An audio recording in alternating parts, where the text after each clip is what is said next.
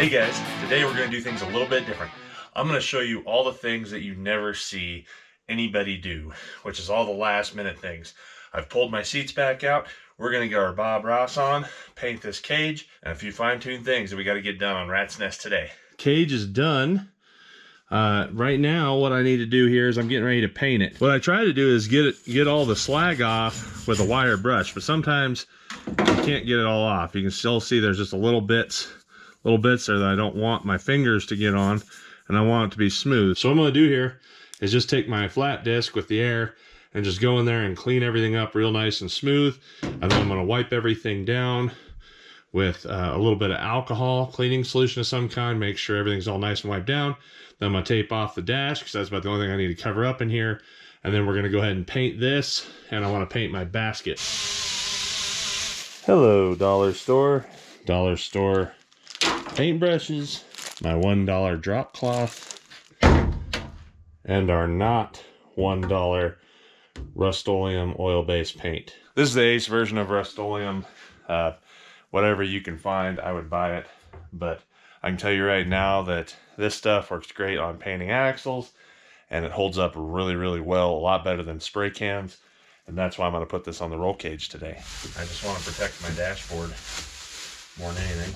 I want to be able to paint the tube here, so that's why I went with the cheap thin stuff over buying something nice. I shake spray cans the same way. Well, we'll start with the small brush and see how it works. I love how thick this stuff is. I used this same paint on the flatbed of the crawler hauler, and it's been holding up great.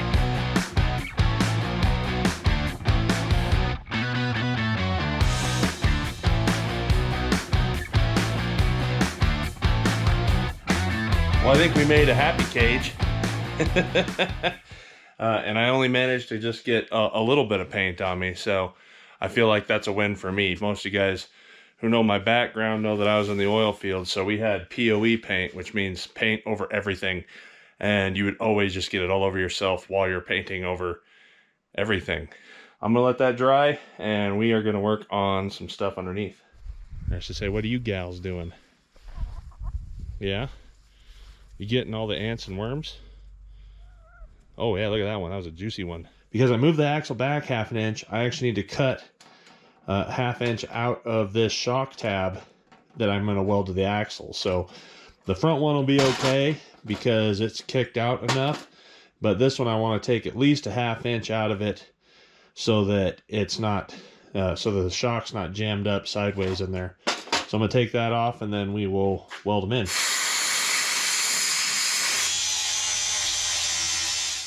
Shutting. A little bit of WD.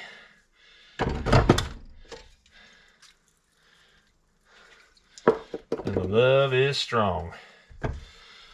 As far as these go, if you find an easier way, let me know. But all I've ever done is just go like that. Put it in the vise and put her in.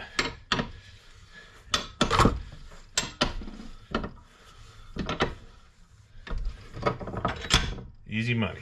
All I gotta do is just put these in. So I want to get both the shocks up and hung, and that way I know exactly where I need to set these shock brackets so that the shock rubber here isn't bound up. If I were to do it differently, or I turned it just a little bit, then I'd be binding up the shock rubber, and I don't want that. And then I'll take my angle finder, set it there, and match the other side. You gonna help me weld? Come on. You gotta get out of the garage now. Oh, I know, you're mad. You gotta get out of the garage, though. Come on. Out of the garage. Come on. There you go. Ta-da! So I don't know if you guys happen to glance at that fuel filter, but I'm pretty sure it was the original fuel filter to this Jeep. from 1996. So what I did is I went ahead and pulled the actual bracket that holds it. I got a new fuel filter coming, and then I went ahead and sanded it down, and now I'm going to use that same rust encapsulator and just brush it all on there so I don't have to ever think about this. Hopefully it will never, the metal still seems thick, so hopefully it'll never rust all the way through and have my fuel filter just fall off. You gotta last forever, cause I don't know if I could get another one. I'd probably have to make it, and I don't wanna. So I have everything welded up, but what I wanna do is I wanna go ahead and seam seal the bottom of this. I'm also gonna seam seal the edges going across my fender wells. That way, before I do anything else in here, I know that it's sealed up. So I wanna just get in here and just get all that sealed up. And that way I don't have to think about it trying to leak on me later on. All right, so we got the shock mounts in, we got all the seam sealer on, I got the cage painted. Now I have to wait at least till tomorrow, and then what I'm gonna do tomorrow is hurry down, I'm gonna get a bunch of undercoat spray paint.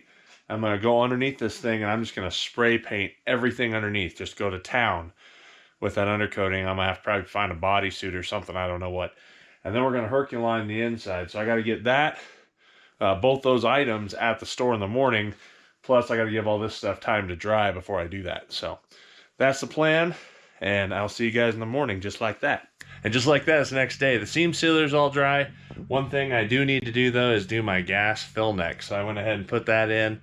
I still gotta cut this all down and clean this up and get it back in as well. All right, so here's what I did. I went ahead and put foam tape in here, and then I'm gonna go ahead, and I think I will go ahead and put seam sealer all in here too. And that way it's kind of got the doubled up action going on.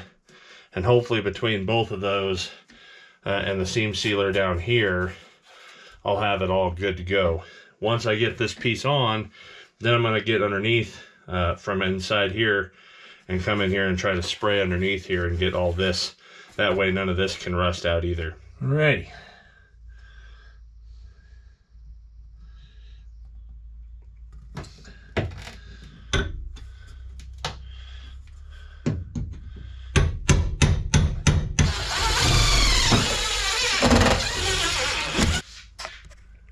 8 cans of undercoat spray paint. I know that should be more than enough to do underneath this thing, but I am going to go to town. I don't ever want to have to do this again.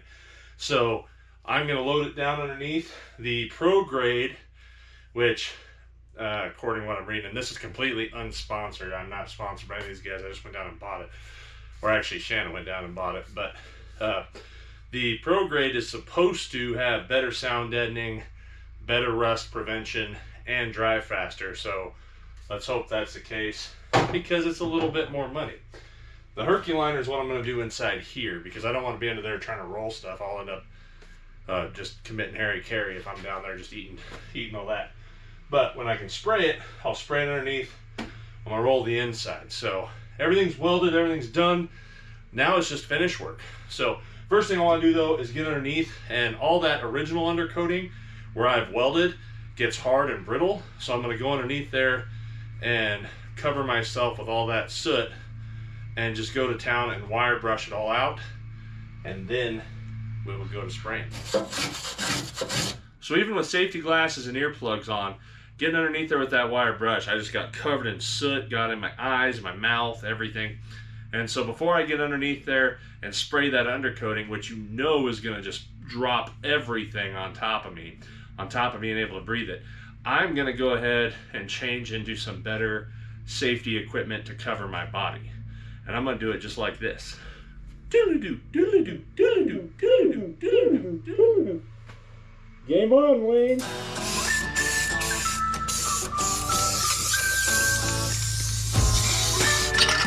Seriously? Seriously, Rust-Oleum? This is like a $10 can, and it lasted me 30 seconds. That could have been me and my skin. And if you look at this, I don't know if you guys can see that, but it's just covered in little black dots everywhere, which means I'd be blowing it in, I'd be breathing it in, And yeah, I'm glad I had all this stuff on. Underneath here, I got it all sprayed up and cleaned up. One thing I'm going to tell you guys is the difference. So I didn't know. My wife showed me afterwards that the Pro, I told her to get the Pro because it dried faster and it's supposed to seal better, but they only had 2 of them and all the other ones were just the regular undercoating. This stuff lasts twice as long as the Pro cans do that cost $3 a can more. So Rust-Oleum, you need to fix that. So I'm getting ready to do the Herculiner. That has a couple things you want to do to it first, though. You do want to get everything cleaned out, vacuumed up really well, wiped down, and then you want to make sure you don't have any oil or anything that's in there. They do give you this nice Scotch-Brite pad to scuff up the paint. This really does not do much, and so I actually think that you should just take this and give it to your wife and make her happy for the dishes that you have to do yourself anyway. So I usually like to use a wire wheel on a grinder. The problem with that is you always get those little burrs that end up sticking in your skin and everything else. So I'm going to use that brass wheel on the Eastwood tool that I got, and I'm going to go ahead and just scuff everything up with that. And then once I got it scuffed up, then I'm going to wipe it all down with some acetone, clean rags and acetone, and then I'm going to dry it out real good. And then if there's anything that still looks kind of shiny or something like that, what I may do is go ahead and hit it with primer and then soft sand that a little bit. And what that's going to do is create a good tacky, sticky point for this Herculiner. Now, I've done this Herculiner in quite a few trucks. I mean, I say quite a few. I've done this Herculiner in like 4 or 5 trucks. The inside of my Blazer I did it with. And I've had really good luck on the inside of vehicles doing it and doing it that way. So, with that being said, though, I'm going to do this whole thing. I'm going to let it dry for 24 hours. And then I'm going to do a whole nother coat. So if you have a bigger vehicle and you need to do this, you're probably going to have to buy another gallon of this stuff to do that second coat. Because I always want to have at least 2 coats of this stuff on, 2 coats thick minimum, if you want it to hold up and withstand what a spray-in bed liner like Line-X or one of those other companies will do. When you're wiping down the acetone, just make sure you got a clean rag and get in there good and just get everything cleaned up. You can see what it's picking up there. I'm probably gonna have to grab another rag here pretty quick. So, moment of truth. Everything's cleaned up, everything's acetoned, everything's dried off. And now, one of the things I definitely want to stress is making sure that you are covered up, because this stuff does not come off your skin. Once it's on there, you're not gonna be able to scrub it off, you're not gonna be able to rub it off. You're just gonna have to wait for your skin to shed. It basically makes another layer of skin. So if you wear your hands out easily, maybe you should just dip your hands in these and you'd have like permanent gloves, at least for a couple weeks. It usually takes before it comes off. All right, so one of the things I like to do is start in the places that's the hardest to get to. So, meaning I'm going to get up here on the top of the transmission tunnel. Let me get that out of the way. Get up here on the top of the transmission tunnel, up behind the pedals, any place that's hard to reach. I want to start there. And then if I can't get it with the roller, I'll come back in with that brush and get those. Then you want to work basically from the middle out, because you want to make sure that you can actually reach what you're doing. Now, some of you may be wondering why I haven't pulled the shifters out. And honestly, it's just because I don't care. I'm doing this to prevent rust, not to make a statement or make it look pretty, because I'm going to try to put the carpet back in here. All I want to do is prevent rust and help with the sound deadening a little bit. Before I get any farther here, I can already see what I can't get with the roller, and that's where I'm going to go in here with that brush. Water doesn't sit at the top of a transmission tunnel.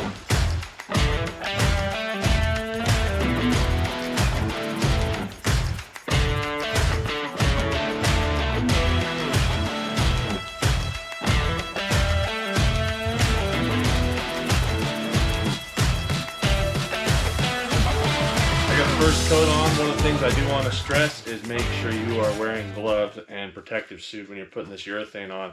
Also, make sure you pull the roller off, because you will never get the roller off the next day. It'll be glued on there and you'll never be able to put this other roller on and utilize it. So make sure you pull that roller off so you have this one for your second coat. I used about 3/4 of a gallon and I was not very nice about it. I used a lot. I was not frugal about how much I put on. I put it on very excessive. So when I go in and put that next coat, I have a whole nother gallon. I may do 3 coats on this thing and get it really thick. I don't ever want to work on this rest again. I want it to be good to go. So now that we have the bottom undercoated, we have the top bed lined, I should probably be good. As always, guys, I appreciate you watching. I'm going to get back on this thing. I'll see you next time. If you like this, check these videos out. If I see any ounce of rust on this thing in the future, I'm probably going to cry. You're going to see a grown man cry.